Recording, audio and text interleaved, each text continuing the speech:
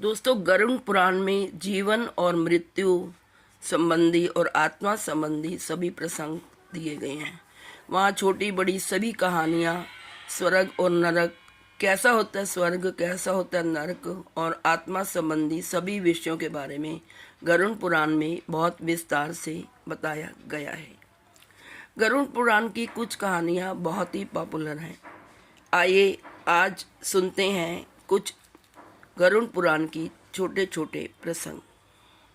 गरुड़ पुराण मुख्य रूप से भगवान विष्णु और गरुड़ संवाद पर आधारित है और इसमें जीवन, मृत्यु, कर्म, स्वर्ग, नरक, पुनर्जन्म और धर्म के सिद्धांत बताए गए हैं। इसमें कई रोचक और ज्ञानवर्धक कहानियाँ मिलती हैं। इनमें से कुछ कहानियाँ मैं आपको सुना रही हूँ। पहली कहानी जो है वो है अजामिल की कहानी। एक समय अजातशत्रु नाम के ब्राह्मण अजामिल अपनी पत्नी और परिवार के साथ सुखी जीवन व्यतीत कर रहे थे। एक दिन वह पापी स्त्री को देखकर उसका मन विचलित हो गया और वह पाप के मार्ग पर चल पड़ा। बुढ़ापे में उसकी हालत बहुत खराब हो गई। उसके सबसे छोटे बेटे का नाम नारायण था।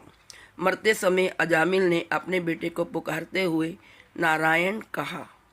यमदूत उसे ले जाने आए, पर जैसे ही अजामिल ने नारायण नाम लिया, विष्णु के दूत प्रकट हुए और यमदूतों को रोक दिया।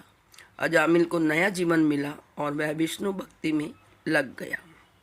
इस कहानी से ये सीख मिली कि भगवान का नाम मृत्यु के समय भी कल्याण कर सकता है, इसलिए हमें भगवान का नाम रोज लेना चाहिए। दूसरी कहानी जो है वह राजा सुद्युम्न की कहानी। राजा सुद्युम्न अत्यंत धर्मात्मा थे। एक बार वे अपने घोड़े पर सवार होकर एक ऐसे वन में चले गए जहां शिव पार्वती ने तप किया था। वह स्थान केवल स्त्रियों के लिए था। जैसे ही राजा वहां पहुंचे, वे पुरुष से स्त्री बन गए।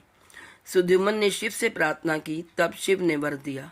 वे एक मास पुरुष और एक मास स्त्री इस प्रकार जीवन बिताएंगे। इस कहानी से क्या शिक्षा मिली? हर स्थान का नियम समझकर मर्यादा का पालन करना चाहिए। नेक्स्ट जो स्टोरी है तीसरी, वह सुमति और धुंधकारी की कहानी। धुंधकारी बुरा कर्म करने वाला पुत्र था। मरने के बाद वह प्रेत योनि में भटकता रहा। उसके भाई गोकर्ण ने उसके उद्धार के लिए गरुड़ पुराण का पाठ किया।